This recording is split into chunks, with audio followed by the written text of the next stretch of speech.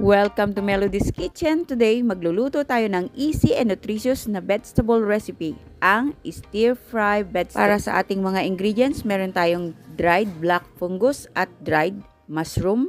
Ibabad lang natin to sa mainit na tubig para mas madali siyang lumambot at mahiwa. Eto na siya, after 10 minutes, tanggalin lang natin ang mga matigas na parte. Sa ating iba pang ingredients, meron din tayo ditong bok choy or Chinese pechay. Hugasan lang natin mabuti dahil marami ang buhangin. Konting carrots at 5 piraso ng sitsaro or sweet peas.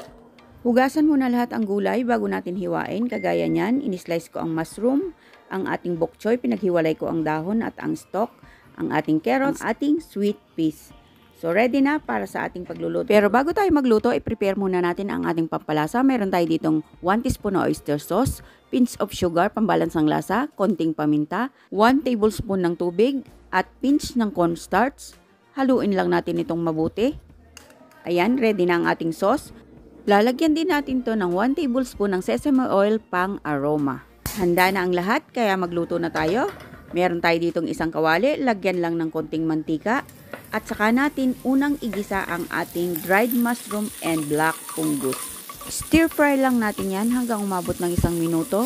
At saka natin isunod ang ating carrots at ang puno ng bok choy. Dahil ito ay mas matigas, kaya ko yan inunang ilagay. Pag half cook na siya, isunod naman natin ang ating sitsaro at ang ating dahon ng bok choy. Huwag nating hayaang ma-overcook, kaya ilagay na natin ang ating pampalasa.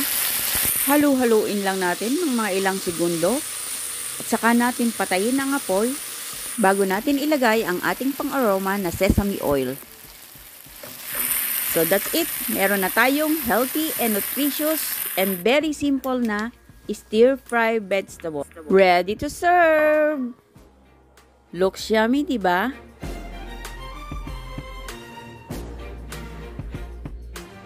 Thank you for watching. Bye!